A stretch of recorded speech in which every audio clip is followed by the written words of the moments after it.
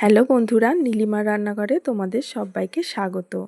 তো আজকে আমি একটা নতুন রেসিপি নিয়ে হাজির হয়ে গেছি। অনেকে হয়তো এই রেসিপিটা জানো, আবার অনেকে জানো না। তো বিরিয়ানি, লুচি, পরোটা থেকে মানে একঘেয়েমি খাবারের থেকে এইটা একবার হলেও ট্রাই করে দেখো। এটা শীতকালে খেতে ভীষণ ভালো লাগে, যেহেতু এই সময় সমস্ত রকমের সবজিও পাওয়া যায়।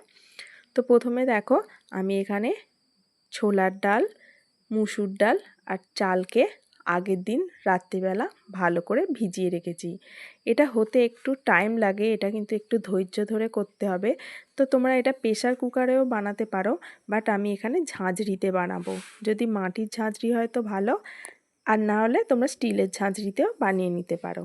তো প্রথমে দেখো, আমি এখানে গাজর, মটরশুঁটি আর আলুকে এইভাবে ডুমো ডুমো করে কেটে নিয়েছি। এবার এখানে আমি চালটা নিয়ে নিচ্ছি। এই চালের সাথে কিন্তু আমি সব কিছু মিশিয়ে নেব। তো জলটাকে কিন্তু আমি চালের ছেঁকে নিয়েছি। এরপর যে সবজিগুলো কেটে রেখেছিলাম সেইগুলো এখানে অ্যাড করে দিচ্ছি। তো এখানে চাইলে তোমরা পছন্দ মতো আরও ফুলকপি বা মানে আরও আদার্স কিছু সবজি অ্যাড করতে পারো। তো এরপর আমি ভালো করে হাত দিয়ে সব কিছুকে মাখিয়ে নিচ্ছি। এতে করে কিন্তু সব জায়গায় সবজিগুলো ছড়িয়ে যাবে। তো ভালো করে হাত দিয়ে মাখিয়ে নিয়েছি। এরপর আমি দেখো এখানে একটা স্টিলের এইরকম ঝাঁঝরি নিয়ে নিয়েছি। তো এই ঝাঁঝরিতেই কিন্তু আমি এইটা বানাবো। এরপর আমি ঝাঁঝরির মধ্যে যে চাল আর সবজিগুলো একসাথে মেখে রেখেছিলাম সেইগুলো তুলে দিচ্ছি। তো তোমাদের বলবো এই রেসিপিটা একবার খেয়ে দেখো, এই শীতে কিন্তু দারুণ লাগবে। তো তারপরে আমি গ্যাসের মধ্যে একটা হাঁড়ি বসিয়ে দিলাম। এবার হাঁড়িটার মধ্যে আমি কিছুটা পরিমাণ জল দিয়ে দিচ্ছি। লক্ষ্য রাখতে হবে যে ঝাঁঝরিটা আছে সেটা যেন জলের সাথে লেগে না যায়। ঠিক পরিমাণ মতো জলটা তোমাকে এখানে দিতে হবে, যেন ঝাঁঝরিটা উপরে জলের উপরে থাকে। তারপর আমি এখানে ঝাঁঝরিটা এইভাবে বসিয়ে এটাকে আমি চাপা দিয়ে দিচ্ছি।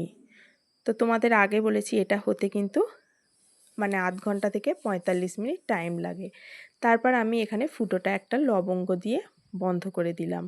এরপর প্রথমে আমি গ্যাসের ফ্লেমটাকে হাইতে রেখে একবার ফুটিয়ে নেব, মানে জলটা ফুটিয়ে নেব।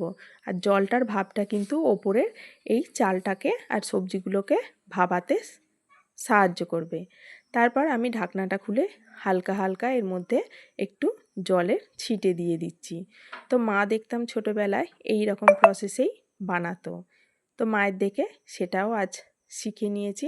এইভাবে জল ছিটিয়ে দেওয়ার পর আমি আবার এটাকে চাপা দিয়ে গ্যাসের ফ্লেমটাকে একদম মিডিয়ামে রেখে 25 মিনিটের মতো রান্না করে নিয়েছি।